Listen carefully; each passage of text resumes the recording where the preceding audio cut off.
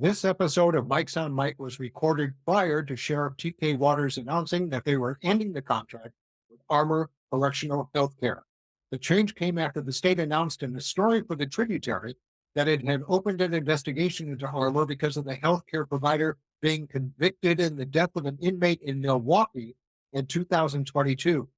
Florida law prohibits cities from contracting with vendors convicted of a crime. Mike.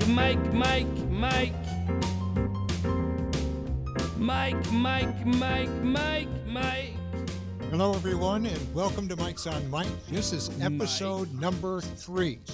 And if you weren't with us for the first two, the first one we talked about the mayor's inauguration. The second one we talked about the city council. Today we're going to talk about the sheriff's department and crime in general in the city of Jacksonville. Sheriff Waters recently did a town hall where he invited the public in to listen to a presentation that he put together, along with the undersheriff and a couple of others who were there, to talk about the changes that he would like to make in the sheriff's department now that he is entrenched in his position and is in a position of being able to make those changes. The town hall was very good. He spoke very well. The people were engaged. And I think for the most part, he came up with some ideas that were pretty good, if not a little vague. And with that, I'm going to turn it over to Mike Tolbert, who watched this very carefully and took a lot of notes, and let him go ahead and introduce some of what the sheriff talked about. Mike, why don't you go ahead? Well, Mike, I think you're absolutely right about the vagueness. But first, I want to talk about it was a big departure from the way that the sheriff campaigned last spring. If you recall, he was almost like a candidate in a closet. He didn't get exposed. They limited where he went. They limited who he talked to. He didn't talk to the media hardly at all. And so you kind of thought that would be the way he would govern. This town hall was totally opposite from that. Since he's been elected, he's been out in public. He's been out meeting with people and talking about stuff. So I think that's important. I also remember that during that campaign, he was towing the party line. He was going to follow on to what Williams had done and Rutherford had done before him. On the other side of that, you had Lakeisha Burton running for sheriff, and Lakeisha was talking about community policing, getting out of the cars, meeting the neighbors, going to schools, going to businesses, walking the streets. And he didn't buy into that until about, a short distance before he started. His team figured out that's what people wanted. They wanted to hear change. So now you fast forward and you had this town hall meeting, which again, I don't recall Williams or Rutherford ever doing anything like that. They may have, and I missed it, but I don't recall that. And that was a big departure, again, from the way he campaigned. And I thought, like you, he did a good job. He proved he's not afraid to talk to people.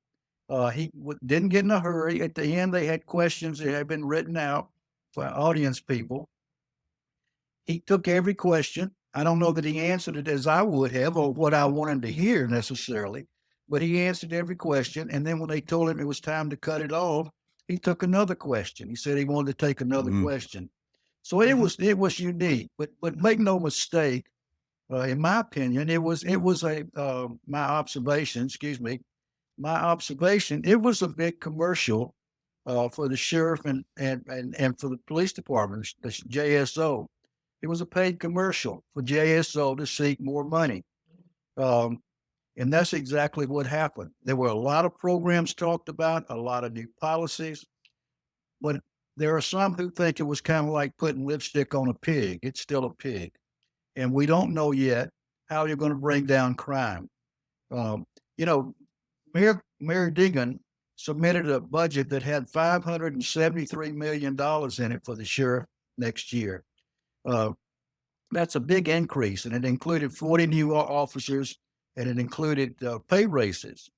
Now, you take that and put it on top of what Mayor Curry did. When Curry became mayor in 2015, the budget for the sheriff's department was a little under $400 million. Right. When Curry left, it was over $500 million. So you take all that and you add what Mayor Degan has just proposed, that's a lot of money. And I think people are at the point, they want to support the police. They want public safety. They want to be safe in their homes and in their streets. But I think before they spend all this money, they also want to know where where are the standards? Where are the benchmarks? How are we going to know that things are getting better? Show us, and then maybe we'll give you some money. Yeah, Mike, it kind of goes back to something that you and I heard Mayor Payton talk about. That which gets measured gets done. And, on those numbers, from the 202 budget, Curry added 40 million. Mayor Degan has put 33 for 40 new cops. And with all due respect, the sheriff says he wants 216 more. There's a lot of money out there.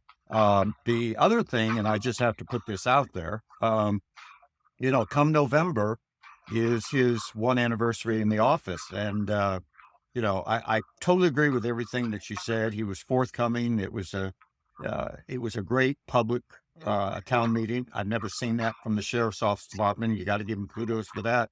But I would also, from what I talked to one of the donors from his campaign, said, well, I'm interested to see what his first year report card is going to look like. So, when you kind of think about that, he started out with 40 million back in November of 2022. Degan's hopefully giving him another 33. I think he's got his first report card coming. And I think that's going to be an indicator of milestone of what he's going to do. People want to feel safe. I get it. But, we are still viewed as the epicenter of crime.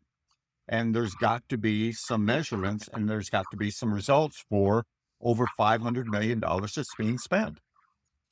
And let's go to the video and look and see and listen to what he said about needing more cops, because he did say all that we've just talked about, Mike, all these additions he's already gotten, and the fact that he's got vacant positions right now with money, he still said that wasn't enough.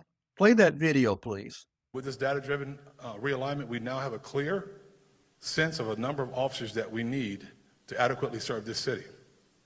And the data doesn't lie. We need 216 new police officers to appropriately staff each police service district.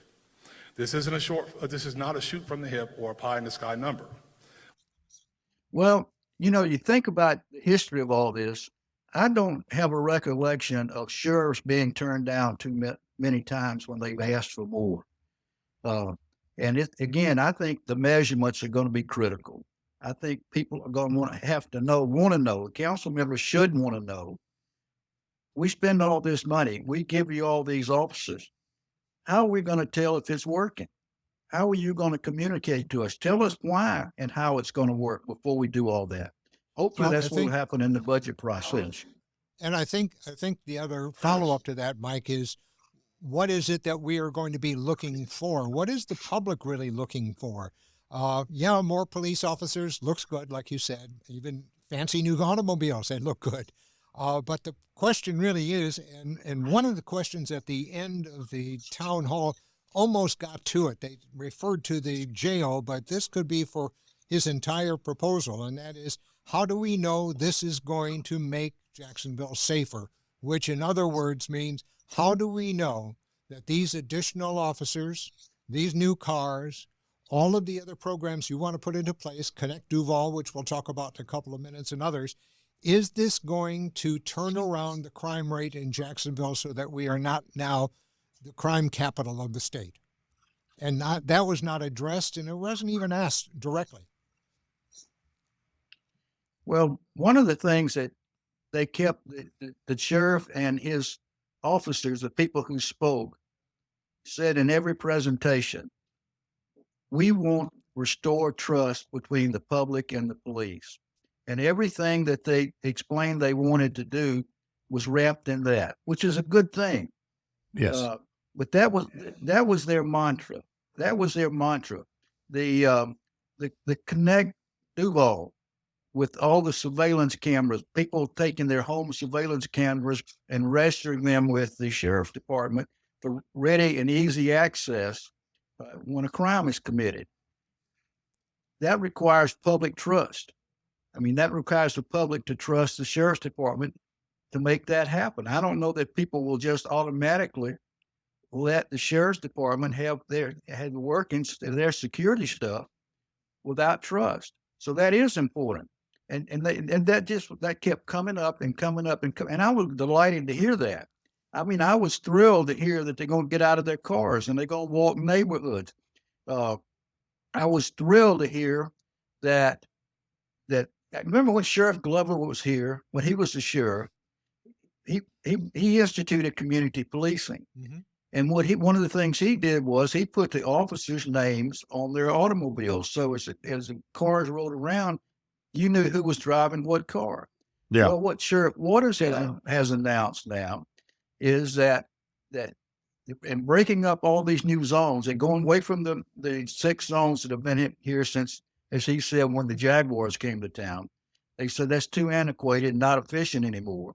So they go into these smaller zones. It's very bureaucratic, it sounds to me, but they're going to do 6 districts, 24 sectors, and 144 subsectors. That's a bunch. But the deal is residents are going to get a list of who's policing their districts, their neighborhoods. And that's what they said. Now we'll see if that happens. But they're going to supply residents, neighbors, a listing of the officers who are responsible for their particular area. And that's a way out there, different kind of thing for sure. When from a department that's very reluctant to share body camera information. So it's a big departure. One thing that came to mind when he was talking about this Connect Duval, since I'm into this kind of thing anyhow, I did some research on it today, and I just went on Amazon and asked, okay, how much are these cameras that people are putting on their doors? I don't have one on mine. And I found that the price was anywhere from $50 for low-end stuff to about $150. And the first thing I wondered about, as he talked about Connect Duval, and I read a story about it in the paper before the town hall, is those neighborhoods that are experiencing most of the crime in our community. These are areas of basically economically challenged neighborhoods and people. How are they going to be able to afford to go out and get a Ring camera or one of the other cameras, a Google Nest or whatever, and install them so that they can participate in the program? Because you may be talking about the areas of the city that need it the most and yet don't have the resources in order to get the equipment they need to participate in the program. Mike, let's hear for a minute what he said in a video. Let's hear what he said at the town hall about Connect Duval. Can we roll that? If a crime incident occurs within the purview of these registered cameras, investigators can contact the system owners and request access to the recorded footage. This initiative will allow police to quickly gather critical evidence to which they would not have had access in the past. It also allows private citizens to partner more directly with police to provide potential evidence. Connect Duval will have many benefits. As I've explained, it will allow police a new avenue to gather evidence quickly and efficiently while allowing the public to directly elevate the safety and security of our community. Additionally, Connect Duval will strengthen the justice system. Surveillance cameras do not have private agendas. They don't have memory lapses or potential biases. They are silent, electronic witnesses that can as readily exonerate the innocent as they can compound evidence against the guilty. Connect Duval will promote the use of technology in law enforcement, which allows both police work and subsequent prosecution to be more efficient, streamlined, and protective of taxpayer dollars. All right, let's move on to the next subject. He said that on the JSO website they're going to have an unsolved crime web page where they will, instead of putting information from old cases and cold cases into the storage room like they've done in the past, they're going to post photos and videos and links to information, hoping the public will use that to respond and give them some tips.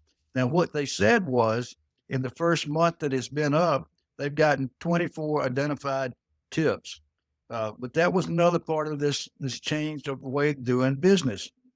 And then there were the new patrol cars.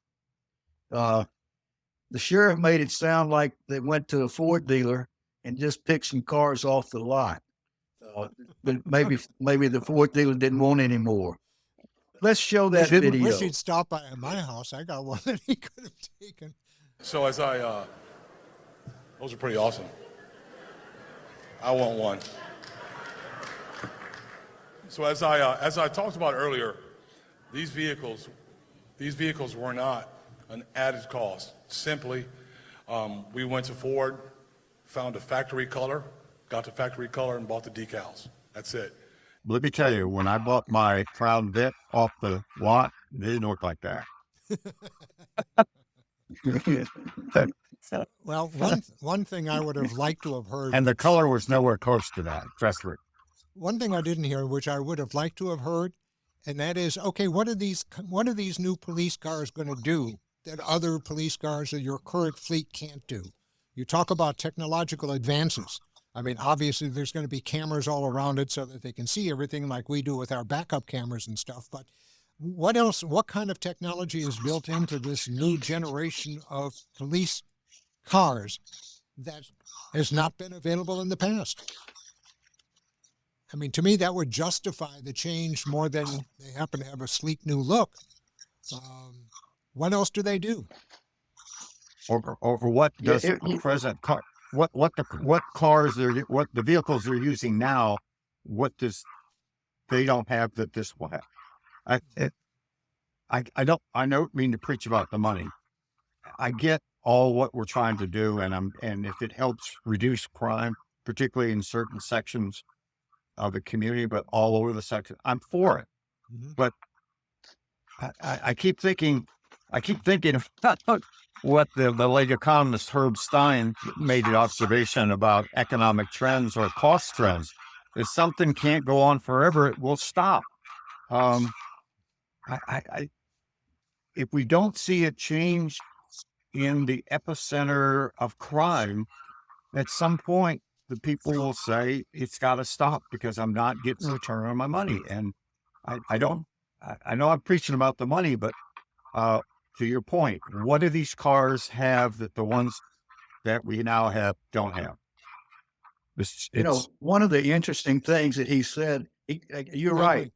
Mike There was no presentation. Yeah, there was no presentation from them as to how these cars are different. Yeah. I just didn't understand what. I mean, you know what it reminded me of? I mean, it was a click of the grill up front. I mean, it almost looked like what they refers to as what the president, they call it the beast. You see it rolling down Air Force One or Air Force Two when he travels. Kind of reminded me of this thing that you use like the beast, swallow the beast or something you go out in the jungle with. Again, the number one reason that he gave for getting these new cars that I got was that it helps make the police department was not because it's going to increase or enhance public safety, but because it's going to make the sheriff's department look more modern. It's a more modern look. I think that what they want to see is a man or woman in a blue uniform close by. I don't think the car is going to make a difference. I think what they want to see is our men and women who are really heroes in our community.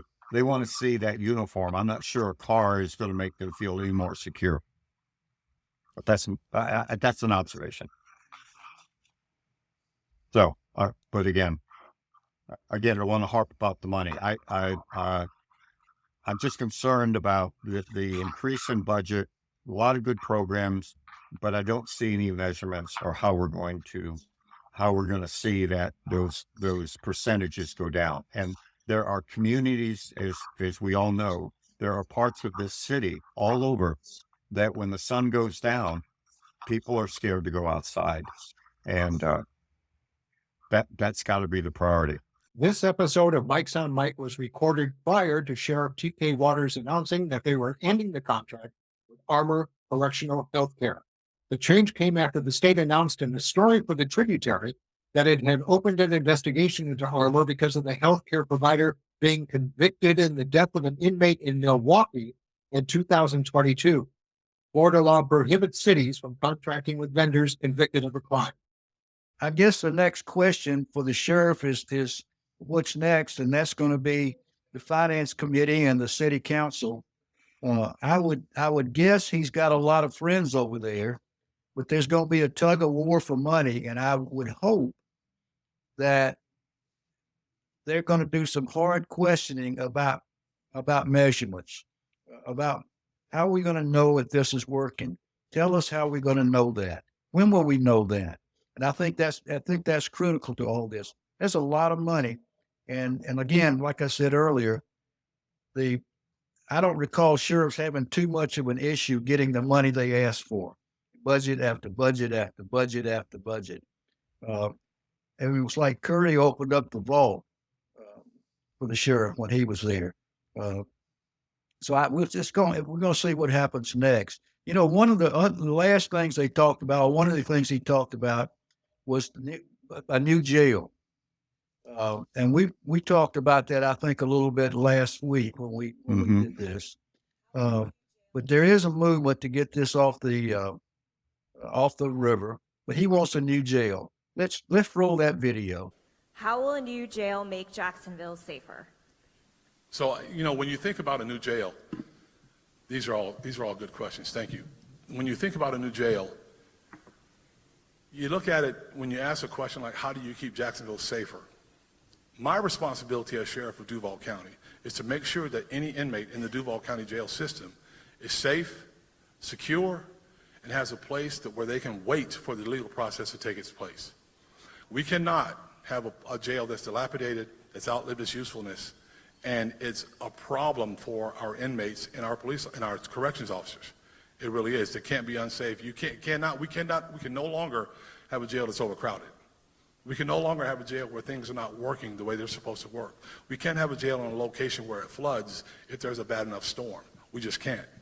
So there's a lot of safety issues, but a lot of the safety issues are about the people that are inside there. And it's my responsibility to make sure that they're safe, and we're working to do that. I would say one thing in response to his last point, and that was an article that came out actually on Tuesday from the Tributary and Andrew Patanzi, who asked the question that if we don't get the medical issue taken care of in the jails, we're really going to have a problem. Andrew did an article in Tributary News about the number of people who have either died while they were in jail or died after getting out of jail, and it was attributed to the lack of medical care that these inmates needed and didn't get. So while the sheriff did not address that today, and it might not have been the proper place to do it anyhow, but if they're talking about the dilapidating conditions of the jail and the other issues that are making it obsolete, I think they also need to take a look at getting internal issues taken care of as well, including the medical needs of the inmates, and make sure that they're met so that we don't have these catastrophic situations as we have seen over the last few years. And this is not just, by the way, a Sheriff Waters problem. This has gone back prior to his administration. This has gone back, but in the recent years, and particularly in just the last year, we have seen a documented increase in the number of prisoners' medical-related deaths. Yes. So my question, again, not to be cavalier, is a new jail going to address that issue? Well, my memory is, it's not a good memory, but my memory is not too long ago, someone died in the jail for lack of being given the medication they needed to stay alive. And that brought about a story or two in the press about the company that has the contract for medical services in the jail. And my memory is that particular company has multiple contracts across the country. And there's continuous issues all around the country with this particular firm. I don't know what the resolution of that has been, or if there will be a resolution. But that I'll do a little research on that in the next few days, and maybe that's something we can go into a little bit more when the time is right. Yeah, But the- I do recall the person that. you were talking about, Mike Tolbert, was Dexter Berry. Was 54 years old, went 2 days in jail without anti-rejection medications for his heart transplant, and died after he was released. The city of Jacksonville has an in-house medical care program from Armor. That's the name of the company, Armor. And they just signed a new 5-year extension on their contract last October, before TK Waters became sheriff. But nevertheless, this company, Armor, that obviously is responsible for the well-being of the inmates, has just won another lucrative contract for the next 5 years. And I'm wondering if we shouldn't revisit that, or he shouldn't revisit that, considering the number of people who have either died or become very ill because of a lack of medical attention while they were incarcerated. Well, to the sheriff's credit, though, he that article, what happened when that was done, he did say that that was before his watch, Right. and he was going to do. He said that was going to be a priority of doing some investigation. He's talked about transparency. It will be interesting to see after he's done his internal investigation what his recommendation is. I look forward And to if that. I remember correctly, that contract that they signed is almost, I think it's like 97 or $93 million for 5 years. So, but he did say that it was before his time, Yep. but he would do some investigation. So it's one of those issues. It goes back. We've to Mike Tolbert's concern. When you look, it's the first time we've ever had a public town hall on from the sheriff's office. They get kudos for that. What they need to do is, we need some meat on the bones. We need some meat on this thing, and then we need some measurements, and then we need, I think, if not annually or biannually, we need to have some reports to say the money that has been allocated and has been spent. These are the results that we see. A report card. All right, gentlemen, that wraps it up for episode number 3. Thank you both. Thank you all, guys. We'll be back again next week. We hope you'll look for us. We're either on YouTube, you can find us there, on Facebook. And please send us what your thoughts are, be they good, bad, or indifferent. We want to hear from you. So thank you all very much for joining us on Mike's on Mike, and we'll see you again. Y'all take care. Thanks. Appreciate it.